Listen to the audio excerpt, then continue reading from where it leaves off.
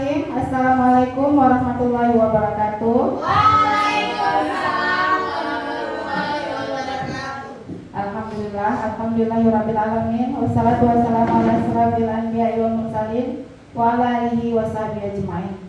Puji syukur sama-sama kita panjatkan kehadirat Allah Subhanahu wa taala yang mana pada siang ini kita masih diberi kesempatan, diberi kesehatan sehingga kita dapat berhadir di Aula SD Negeri 13 yang kita cintai.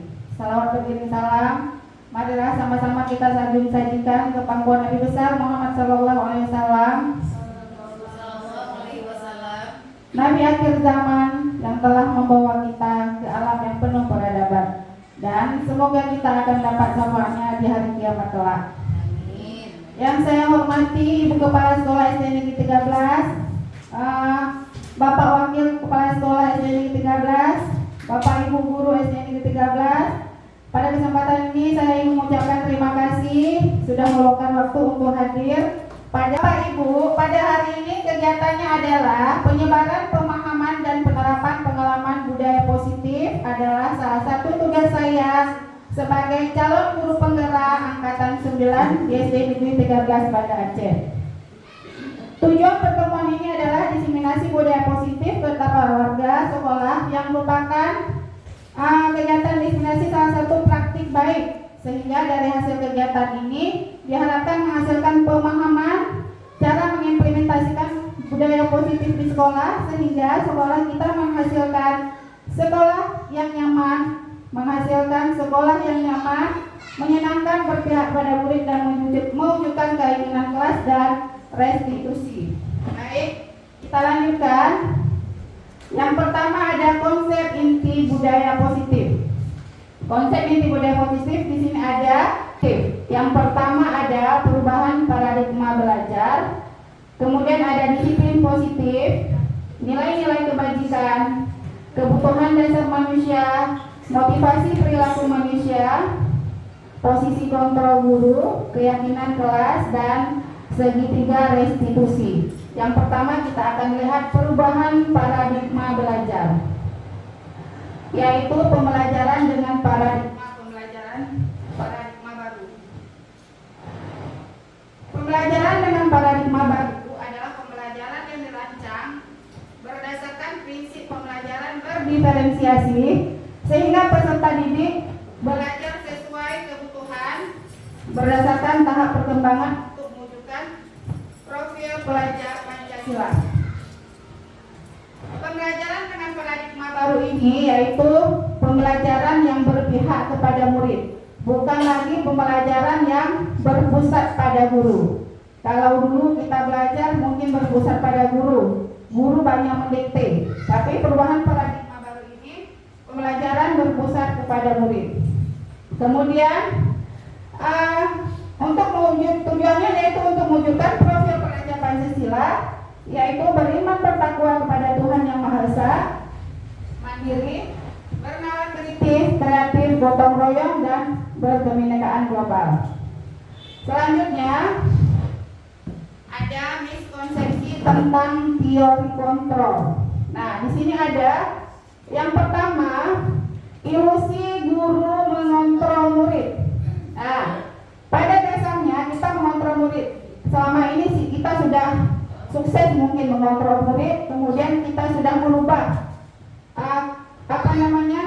merubah perilaku murid dengan kita kontrol. Tetapi itu hanyalah sebuah ilusi, karena murid tersebut mungkin terpaksa untuk merubah kelakuan mereka karena kontrol kita, bukan dasarnya dari dalam hati atau motivasinya berasal dari luar, bukan dari dalam diri murid.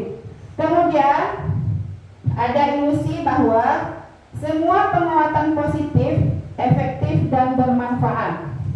Biasanya penguatan positif itu bujukan. Bujukan biasa kita lakukan kalau misalnya ada murid yang membuat ada perilaku yang salah terhadap murid, kita membujuk. Nah, membujuk, kita yakin murid itu akan berubah, akan tidak mengulang kembali perilakunya. Tetapi itu adalah miskonsepsi. Itu kelakuannya itu akan bersifat sementara. Kemudian ada lagi ilusi bahwa kritik membuat rasa bersalah.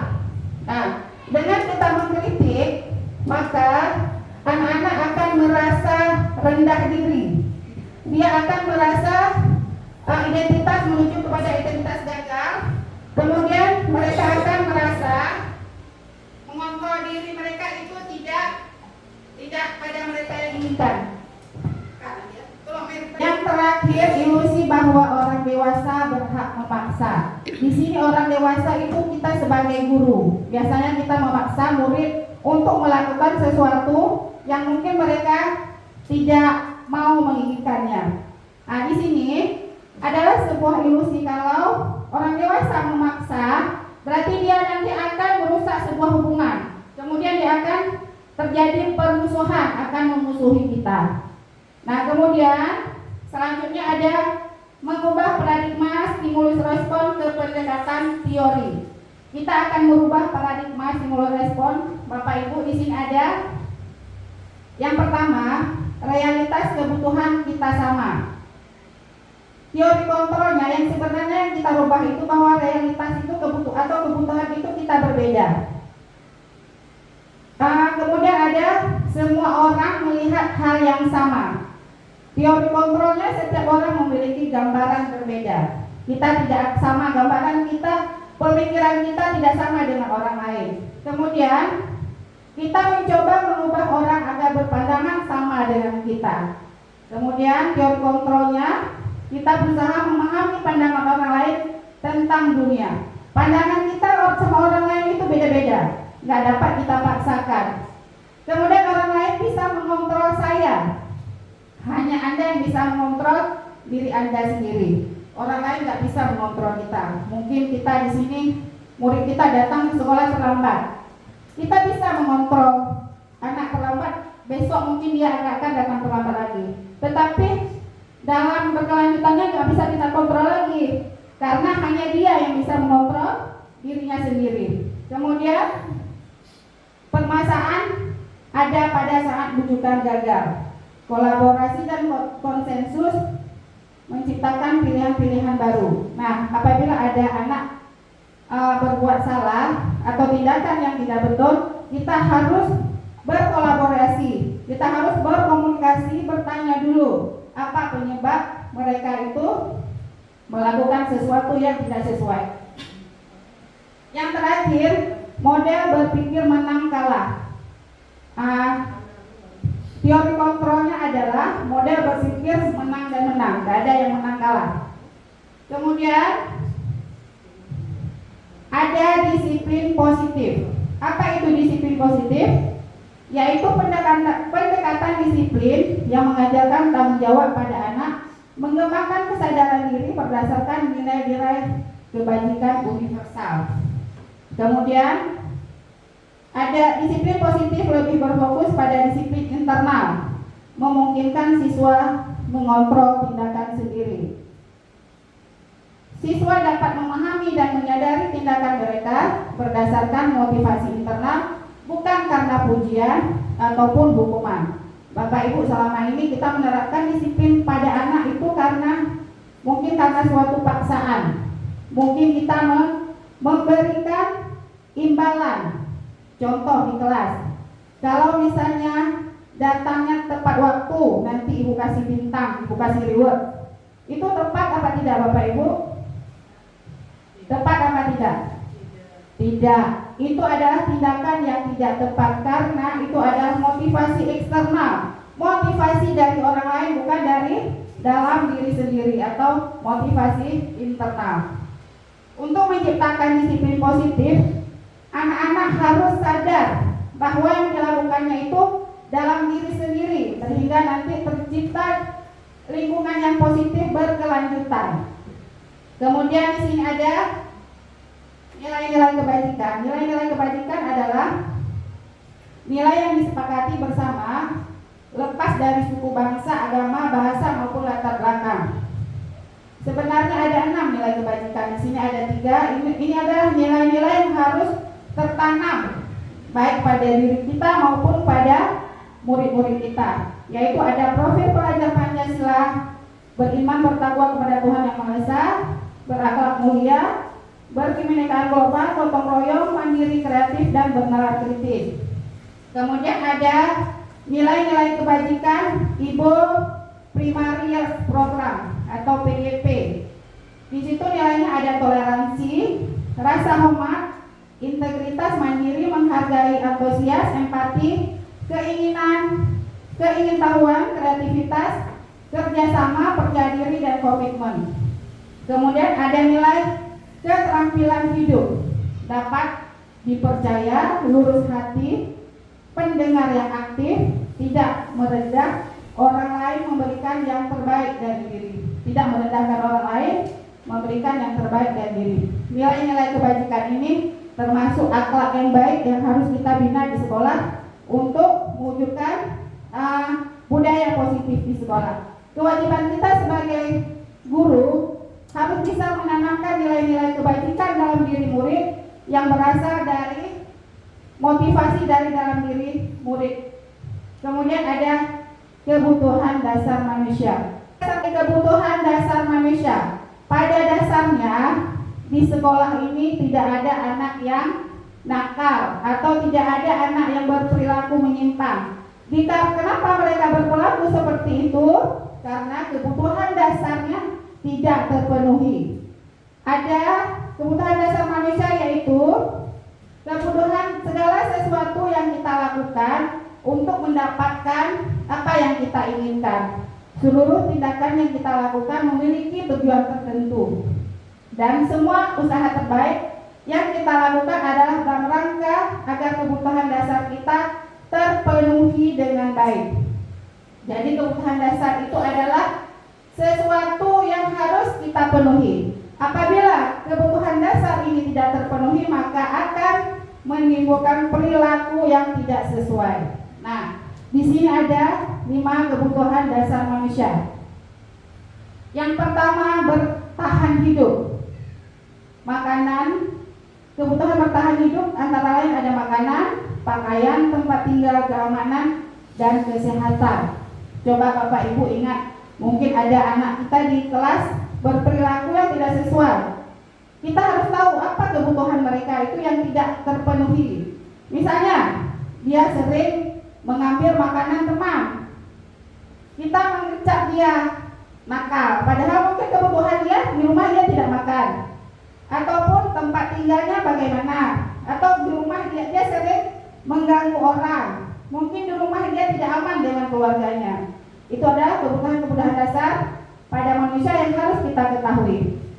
Caranya, apabila ada anak yang tidak sesuai perilakunya, kita bertanya dulu, kita berdiskusi. Harus kita tahu apa kebutuhan dasar mereka yang tidak terpenuhi. Kemudian ada yang kedua, kasih sayang dan rasa diterima. Kebutuhan kasih sayang dan rasa terima yaitu rasa terima, diperdulikan, berbagi, bekerja sama, menjadi bagian dari kelompok. Nah, ini ada perilaku. Mungkin Bapak Ibu ada yang bisa memberi contoh apa perilaku yang kurang sesuai apabila dia tidak mendapatkan kebutuhan dasar kasih sayang. Ada Bapak Ibu, mungkin di kelas Bapak Ibu ada yang? Ada Bu. Ada, boleh. Ada di kelas saya ada. Ya, contohnya? Contohnya dia sering minta perhatian kepada saya. Iya. Dia selalu bertanya. Benar sekali. Mereka sering meminta perhatian kepada kita atau mereka sering mengganggu kawan. Iya. Dia mengganggu kawan karena apa? Kasih sayangnya, mungkin rasa diterimanya, mungkin dia sering dengan kawannya tidak kompak, tidak diterima oleh kawannya, maka dia berperilaku yang tidak sesuai di dalam kelas. Kemudian penguasaan. Penguasaan itu ada harga diri, keinginan untuk dianggap, memimpin, berprestasi, dan diakui dan didengar. Ada nggak anak-anak di kelas kita pengen semua dia yang maju? Ada kan? Ada saya mau Bu, atau semua mau dia. Itu adalah dia kebutuhan penguasaannya tidak ada. Kemudian ada kebebasan. Kebebasan yaitu kebutuhannya yaitu mandiri, memiliki pilihan, mencoba hal baru, mampu mengendalikan arah dirinya. Biasanya yang tidak memiliki kebutuhan ini anak-anak yang sering jalan-jalan misalnya. Waktu belajar dia sering mengganggu, jalan ke sana, jalan ke sini, itu berarti kebutuhan dasarnya dalam bentuk kebebasan itu tidak terpenuhi. Kemudian kesenangan yaitu bermain, humor, antusiasme dan tertawa. Biasakan terjadi di dalam kelas, anak-anak sering bermain. Itu karena kebutuhan dasar mereka itu tidak terpenuhi, yaitu bermain. Sesekali kita sebagai guru mengajak anak-anak bermain di dalam kelas, yaitu belajar sambil bermain atau mengajarnya tidak monoton. Kita harus sekali-kali mengajak mereka tertawa sehingga kebutuhan mereka akan humor terpenuhi. Mungkin di rumah mereka sering dimarahi sama orang tua. Orang tuanya nggak mengajak mereka tertawa bersama ataupun bermain bersama karena orang tuanya sibuk dan sebagainya. Kemudian di sini ada perilaku motivasi manusia. Perilaku motivasi manusia itu ada dua. Yang pertama ada motivasi ekstrinsik. Motivasi ekstrinsik yaitu motivasi dari luar, yang itu untuk menghindari ketidaknyamanan ataupun hukuman. Kalau misalnya kita datang sekolah, anak-anak datang ke sekolah, saya tidak boleh terlambat, nanti saya kena hukum. Itu adalah motivasi dari ekstrinsik. Kemudian dia untuk mendapatkan imbalan atau penghargaan dari orang lain. Seperti yang sudah kita ketahui tadi, misalnya nanti kamu kalau misalnya datang cepat ibu kasih hadiah. Itu adalah motivasi ekstrinsik. Jadi ini perlu kita hindari. Bagaimana caranya untuk menjadi orang yang mereka inginkan dan menghargai diri sendiri dalam nilai-nilai yang mereka percaya? Itu disebut motivasi yang lahir dalam diri mereka tanpa paksaan, namanya motivasi intrinsik. Nah, inilah motivasi kerja kita, adalah tugas kita sebagai guru menghadirkan motivasi intrinsik kepada murid supaya tercipta lingkungan sekolah yang positif. Kemudian di sini motivasi perilaku manusia, di sini ada hukuman, ada konsekuensi, ada restitusi. Yang pertama, Bapak Ibu biasanya kita lakukan yang mana ini? Hukuman, konsekuensi atau restitusi? Restitusi belum kita dengar ya, belum pernah kita dengar apa itu restitusi.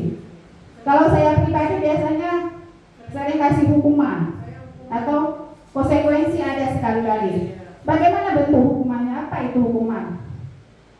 Hukuman itu tidak terencana, tiba-tiba murid tidak tahu apa yang terjadi, kemudian tidak dilibatkan.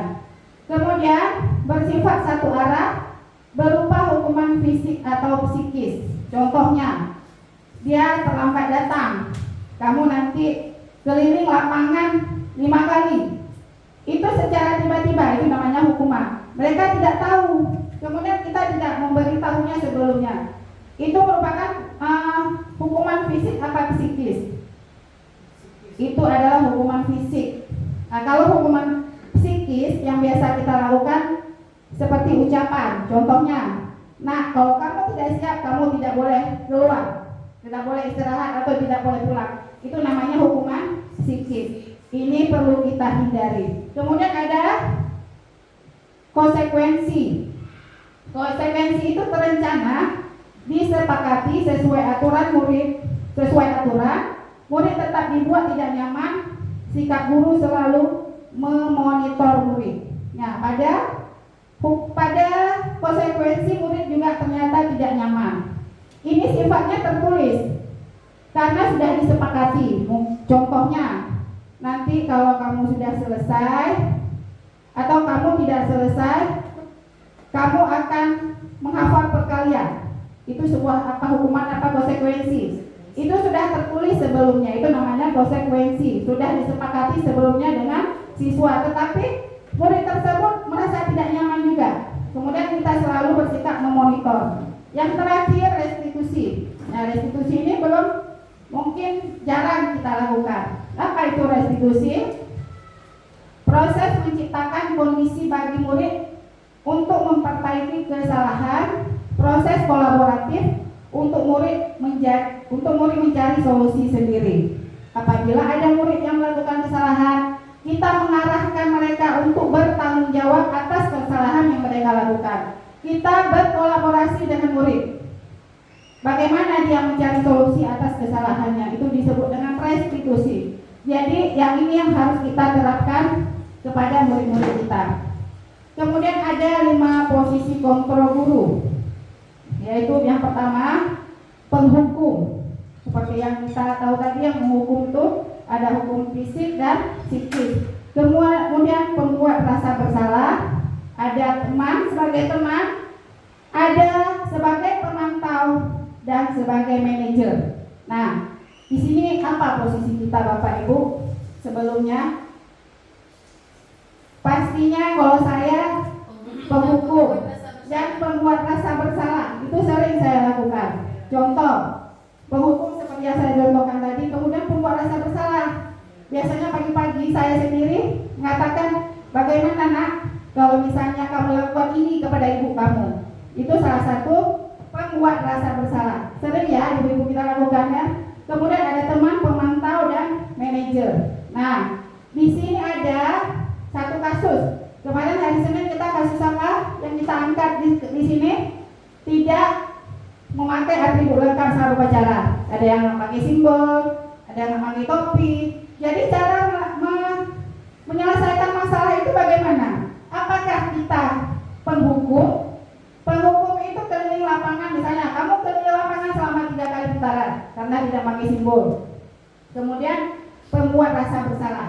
Berapa kali bapak atau ibu beritahukan kamu selalu saja bikin ibu kecewa. Biasa kita sering seperti itu kan? Atau dengan kalimat-kalimat lain yang membuat mereka merasa diri mereka bersalah. Atau sebagai teman.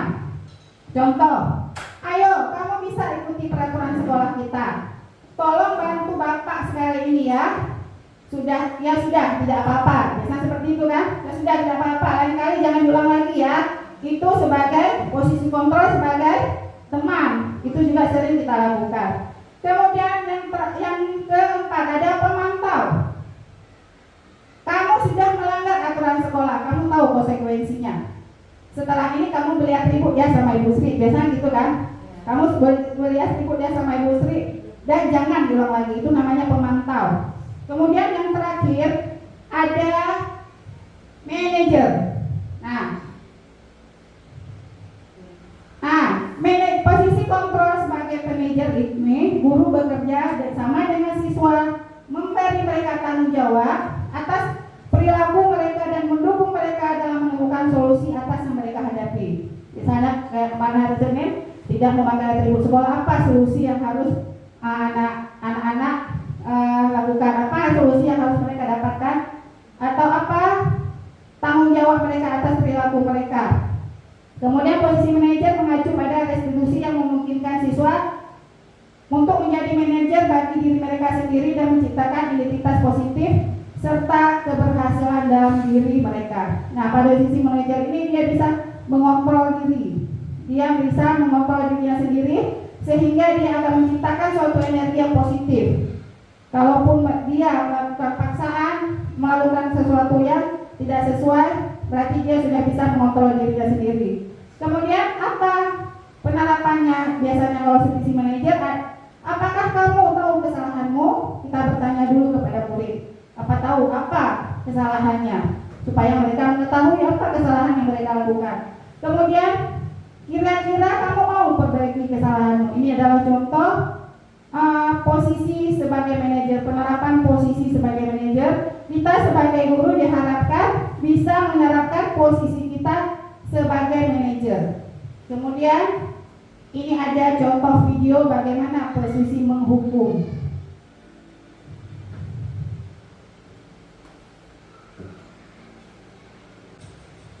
Ini adalah salah contoh posisi menghukum bagi siswa di sekolah.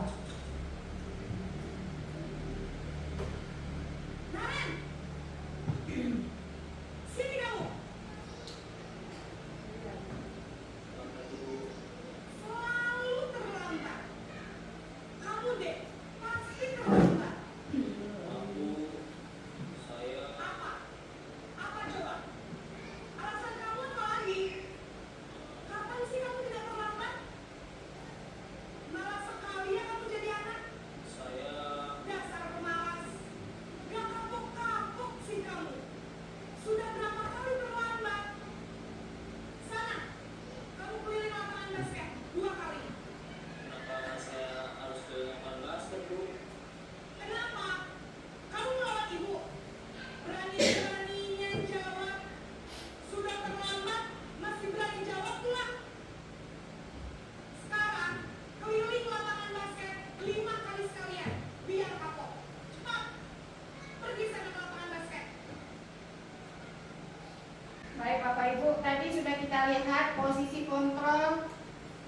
sebagai penghukum. Sebagai penghukum biasanya suaranya besar. Seperti mungkin kita lakukan selama ini, suaranya besar kemudian menunjuk-nunjuk dan berkaca pinggang. Kalau sudah marah kan, ibu guru biasa berkaca pinggang, kemudian membentak. Hukuman itu biasanya berupa hukuman verbal dan fisik. Nah, sekarang kita lihat bagaimana posisinya sebagai pembuat rasa bersalah.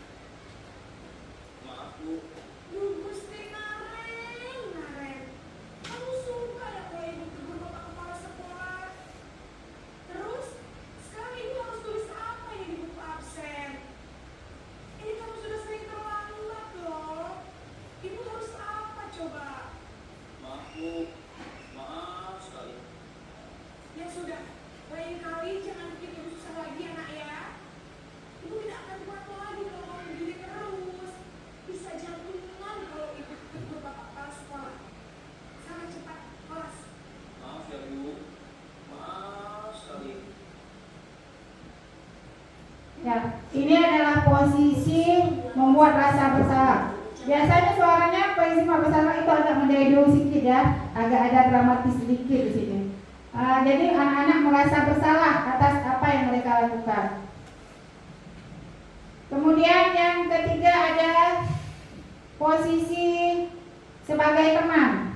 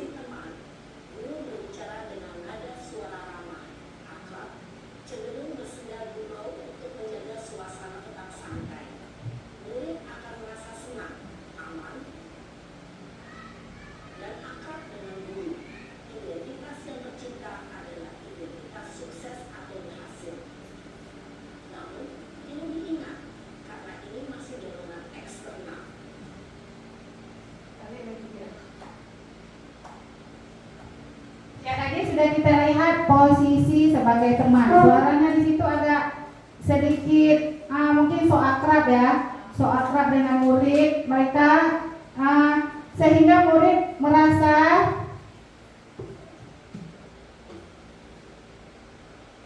suaranya tadi saya ulang lagi, dampak posisi murid, posisi teman, yaitu murid akan tergantung pada satu orang. Murid tidak mandiri dan tidak berpikir untuk diri sendiri. Berarti motivasinya masih motivasi eksternal, bukan internal. Kemudian yang terakhir ada posisi sebagai manajer. Kita lihat bagaimana posisi sebagai kontrol guru, sebagai manajer. Apakah kita sudah melakukannya, Bapak Ibu?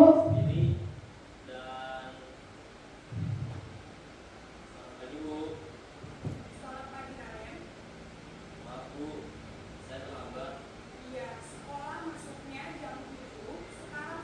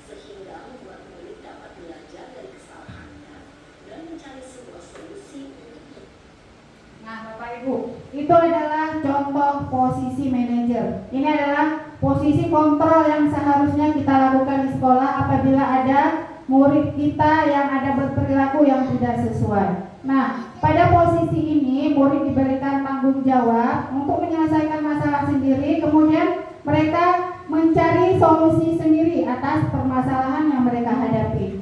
Nah, dampak posisi manajer yaitu murid bisa mandiri, kemudian percaya diri dan dapat menyelesaikan masalah sendiri, sehingga membuat murid dapat belajar dari kesalahannya dan mencari solusi untuk menyelesaikannya. Berarti di sini ada tanggung jawab untuk mereka menyelesaikan masalah. Di sini motivasinya timbul dari dalam diri sendiri atau motivasi intrinsik.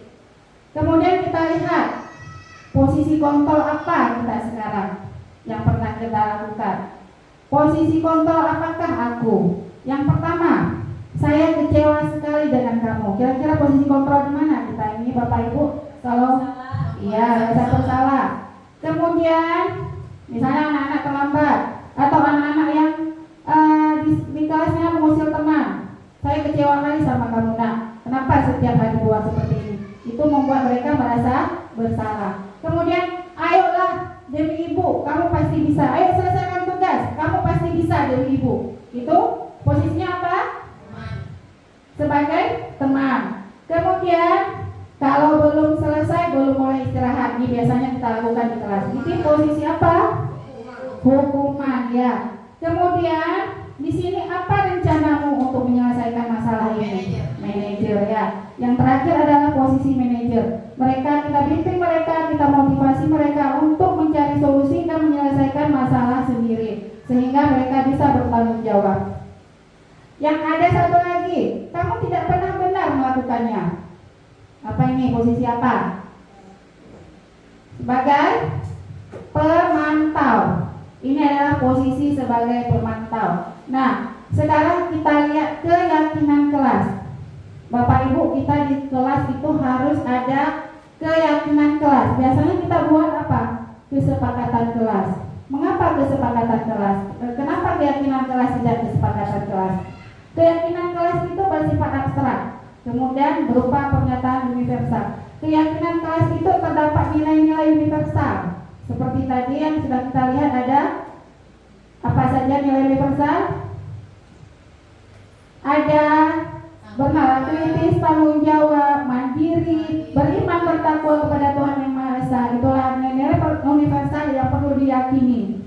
Kemudian dibuat dalam pernyataan positif. Nggak boleh ada kata-kata tidak boleh terlambat datang ke sekolah. Kalau tidak boleh terlambat datang ke sekolah, jadi keyakinannya apa di situ? Saya hadir ke sekolah tepat pada waktu. Iya, hadir sekolah tepat waktu atau disiplin. Jadi keyakinannya di situ ada disiplin. Kemudian keyakinan kelas itu tidak terlalu banyak. Kemudian kita sesuaikan dengan kondisi kelas dan kondisi anak kita. Kemudian melibatkan semua warga sekolah atau kelas. Sebaiknya seharusnya kita ada keyakinan sekolah, ya, bukan cuma keyakinan kelas saja. Mungkin nanti bisa kita sepakati untuk membuat keyakinan sekolah sesuai dengan keyakinan kita. Ini keyakinan kelas ini harus ada motivasi untuk melakukannya dari dalam diri, bukan karena paksaan. Kemudian di sini ada dalam menyelesaikan permasalahan kita menggunakan segitiga restitusi. Apa itu segitiga restitusi? Yaitu proses menciptakan kondisi bagi peserta didik untuk memperbaiki kesalahan mereka, sehingga mereka bisa kembali pada kelompok mereka dengan karakter yang lebih kuat. Kemudian ada dialog yang dilakukan oleh guru dan murid agar dapat menghasilkan murid yang mandiri dan bertanggung jawab. Tadi posisi sebagai manajer itu ada salah satu bentuk segitiga restitusi. Kita lihat di sini ada segitiga restitusi, itu ada 3. Yang pertama, menstabilkan identitas. Nah, apabila anak yang berbuat salah, kita melakukan yang pertama itu menstabilkan identitas, bukan menghukum. Contoh hukum, kenapa kamu berbuat salah? Kamu aja tiap hari masalah, itu namanya menghukum. Jadi kita menggunakan segitiga restitusi untuk menyelesaikan masalah. Yang pertama, menstabilkan identitas, yaitu kita memberitahu kepada anak atau berkolaborasi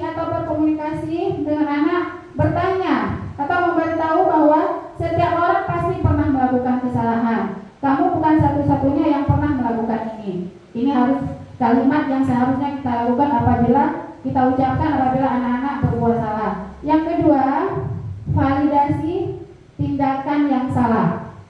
Validasi tindakan yang salah yaitu kamu tentunya punya alasan mengapa melakukan itu. Setiap perlakuan, setiap tindakan itu pasti punya alasan tersendiri mereka lakukan. Berarti kita harus bertanya, apa alasan mereka melakukan itu? Kemudian adakah cara yang lebih efektif untuk mendapatkan apa yang kamu butuhkan? Ini adalah sebuah solusi untuk anak. Yang terakhir ada menanyakan keyakinan. Nah, keyakinan kelas apa yang telah kita sepakati? Menurut keyakinan kelas, misalnya dia berbuat salah, berarti keyakinan kelas yang sudah kita terapkan di sekolah atau keyakinan kelas yang sudah kita yang ada di kelas apa kita yang sudah dia langgar. Kita bertanya demikian. Kemudian kamu ingin menjadi orang seperti apa? Di sini ada menstabilkan identitas pertama. Berdasarkan prinsip bahwa membuat kesalahan adalah suatu proses pembelajaran. Membuat kesalahan itu suatu proses pembelajaran. Berarti tidak perlu menghukum. Itu suatu proses mereka untuk belajar. Nah, dari prinsip itu berbuat salah itu wajar.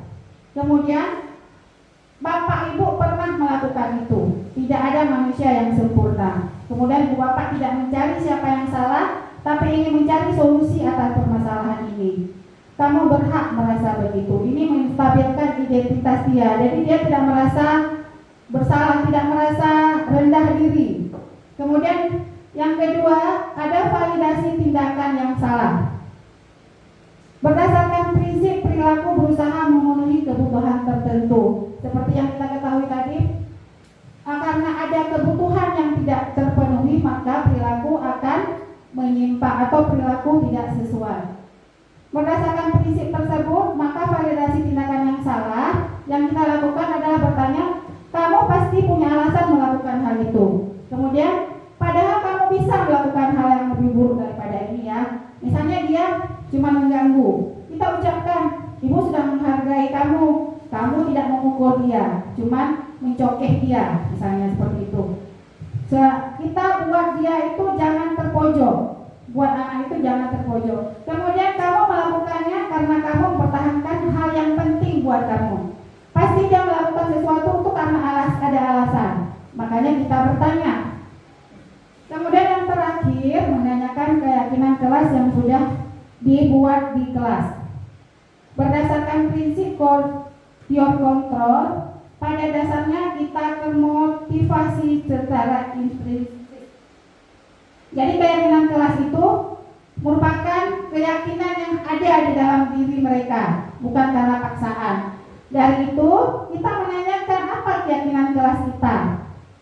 Pasti anak-anak akan menyebutkan nanti keyakinan kelas yang ada di kelas. Kemudian nilai apa yang sudah kita sepakati bersama. Kemudian kamu mau ingin menjadi seperti apa? Atau boleh kita tanya keyakinan kelas apa yang sudah kamu langgar. Itu adalah menanyakan keyakinan kelas. Nah, ini adalah contoh penerapan segitiga restitusi pada kasus marah terhadap temannya kepada temannya pada saat belajar. Kita lihat sebentar ya Bapak Ibu.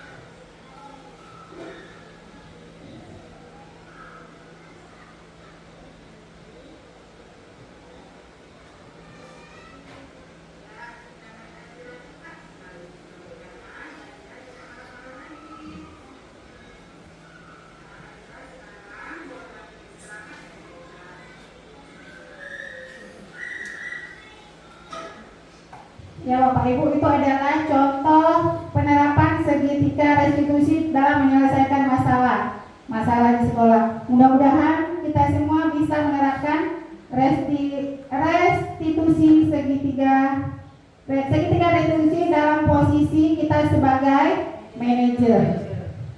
Baik Bapak Ibu, kita lanjutkan. Di sini penutupnya, dalam penerapan program disiplin positif, hendaknya guru memiliki standar kepribadian, profesional dan sosial yang baik, di mana guru mampu merefleksi dirinya dalam posisi kontrol saat ini. Bagaimana menjalankan dirinya sebagai among atau manajer yang menuntun muridnya menjadi insan yang mandiri, merdeka, bertanggung jawab sesuai dengan standar. Ini adalah standar nasional pendidikan. Jadi Bapak Ibu, untuk menciptakan disiplin positif di sekolah, kita guru ini menjadi salah satu contoh kepada murid-murid kita. Jadi kita dulu yang menerapkan disiplin positif di sekolah, sehingga terciptanya disiplin positif di sekolah SD Negeri 13 yang kita cintai ini. Kemudian untuk menerapkan disiplin positif juga perlunya kolaborasi antar warga sekolah. Ini bukan cuma tugas kepala sekolah atau CGP saja, tetapi adalah tugas kita semua untuk membuat rasa nyaman dan aman di sekolah kita, membuat anak-anak kita menjadi anak-anak yang berkarakter baik, yang timbul dari dalam hatinya, bukan karena paksaan. Baik Bapak Ibu, mungkin hanya inilah yang dapat saya sampaikan. Semoga bermanfaat bagi kita semua. Sekali lagi saya ucapkan terima kasih. Assalamualaikum warahmatullahi wabarakatuh. Pertama untuk kita semuanya. Assalamualaikum warahmatullahi wabarakatuh.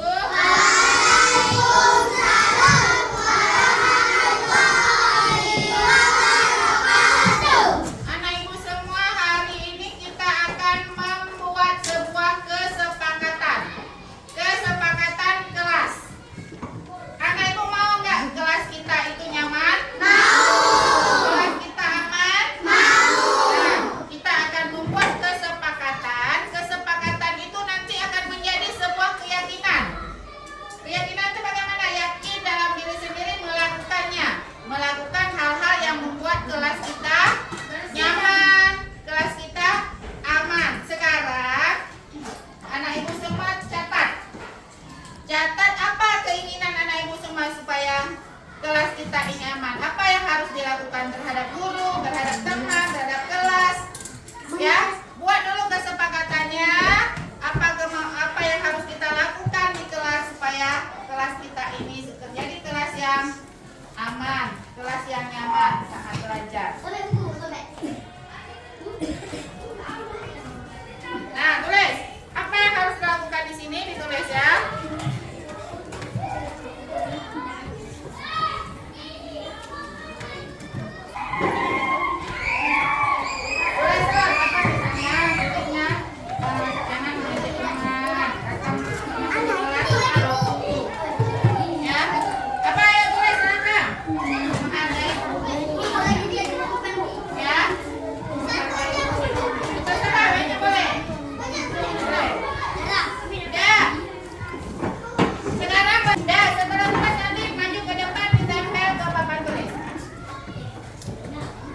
Terserah bagaimana yang nanya tulis. Ayo. Sini kita dah. Kamu di kelas ini supaya kelas utama. Dan siap tempel di sini. Lagi hidup.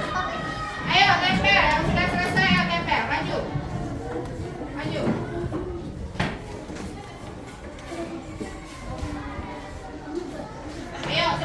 semua.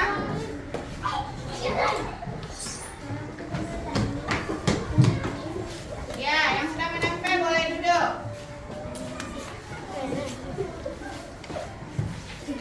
Ayo, siapa lagi? Pasti belum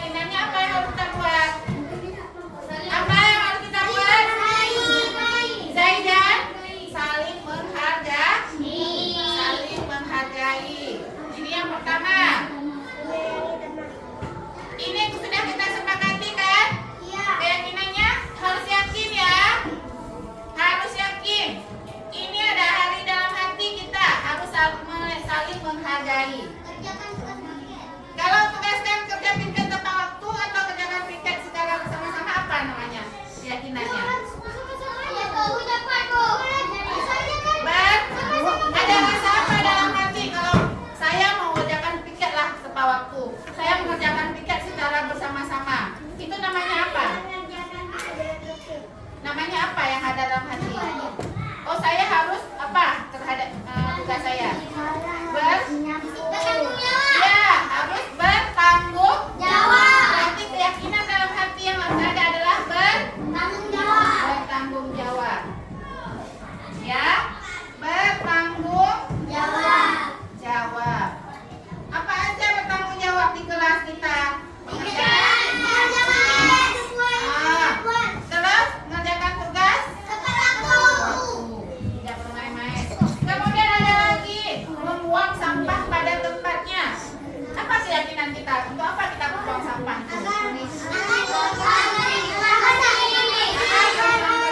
Jadi keyakinan kita apa? Menjaga kebersihan. Nah, menjaga kebersihan.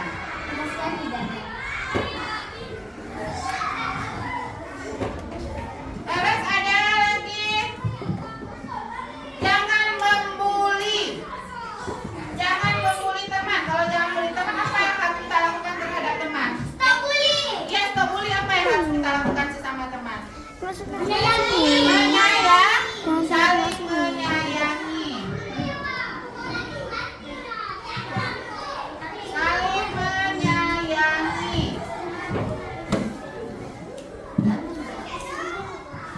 Kemudian satu lagi, datang ke sekolah tepat waktu, mengerjakan tugas tepat waktu. Itu namanya apa? Nggak ada telat ke sekolah. Disiplin. Ya, bagus, rajin.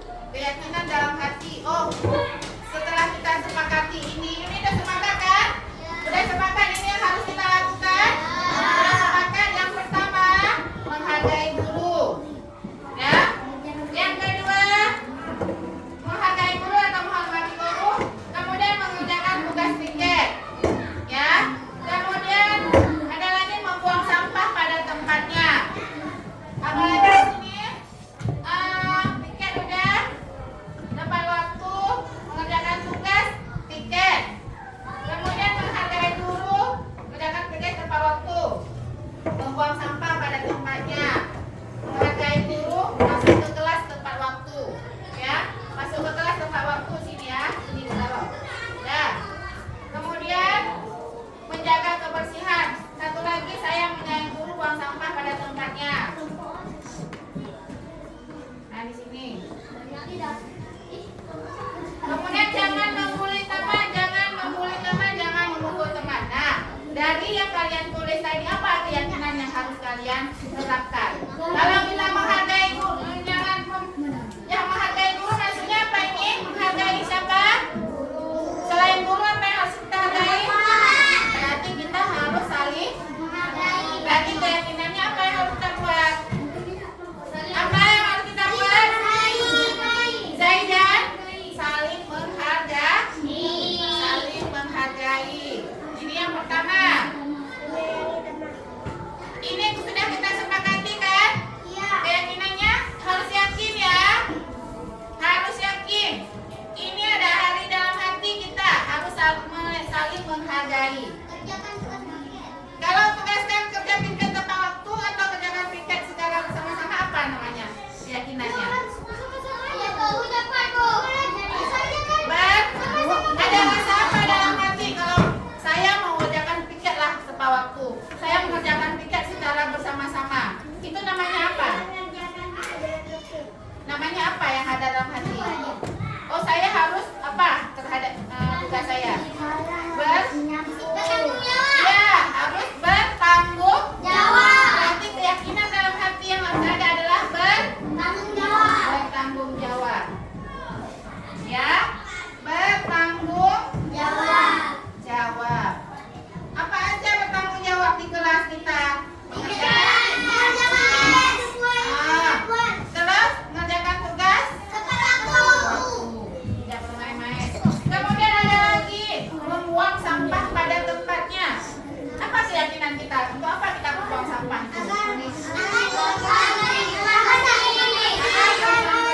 Jadi keyakinan kita apa? Menjaga kebersihan. Nah, menjaga kebersihan.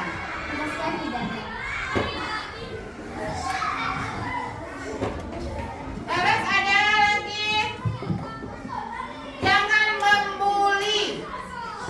Jangan membuli teman. Kalau jangan membuli teman, apa yang harus kita lakukan terhadap teman? Stop bully. Iya, stop bully. Apa yang harus kita lakukan sesama teman? Saling